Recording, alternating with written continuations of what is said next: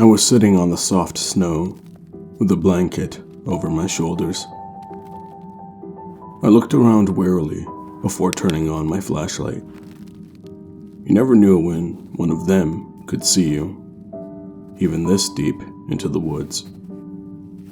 I aimed the beam of light towards my pack and, after some rummaging, pulled out the notebook. The pages were all wrinkled and falling out from constant use.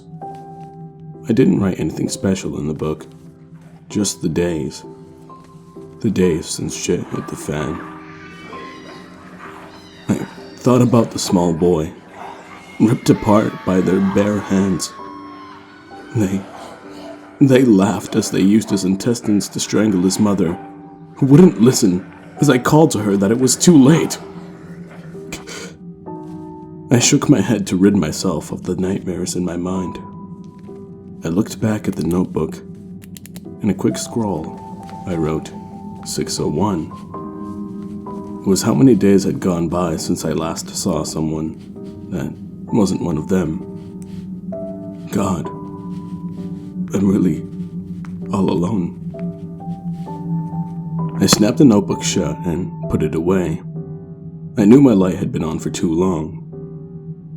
I clicked it off and rolled into my sleeping bag.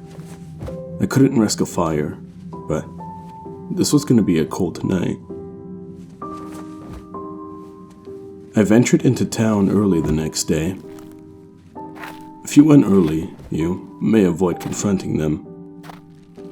Walking through the empty streets, I saw half a man skewered on a flagpole.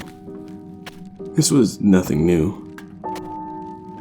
I kept walking, papers and garbage fluttering amongst my feet. I was peering into window fronts, hoping to find someone. Anything that wasn't tainted by them. And I stopped.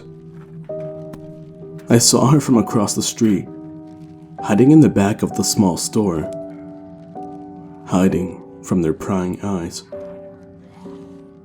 She was my answer. Oh Lord, please let it be. I don't want to be alone anymore. I had to get there before any of them noticed her. Cautiously, painstakingly, I crept towards the window of the small shop, ignoring the bloody handprints I dragged along its walls. I slowly peeked into the window, and then I saw her. She was beautiful. She was the end of my loneliness, a beacon in this life that was now a living hell. This was what hope felt like.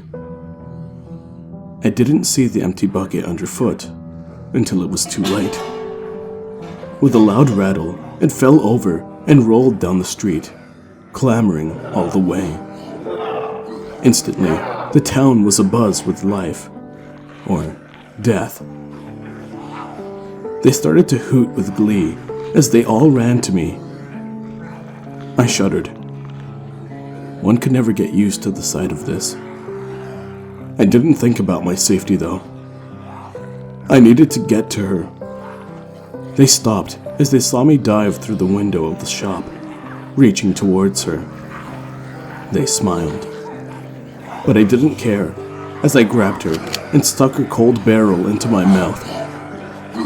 This is it, the end of my loneliness, my suffering.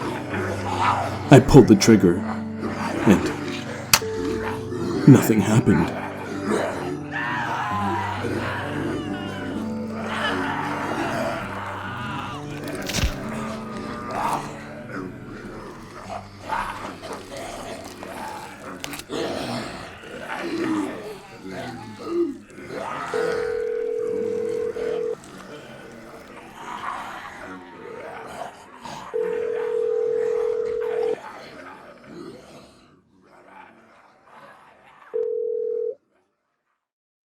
Please leave your message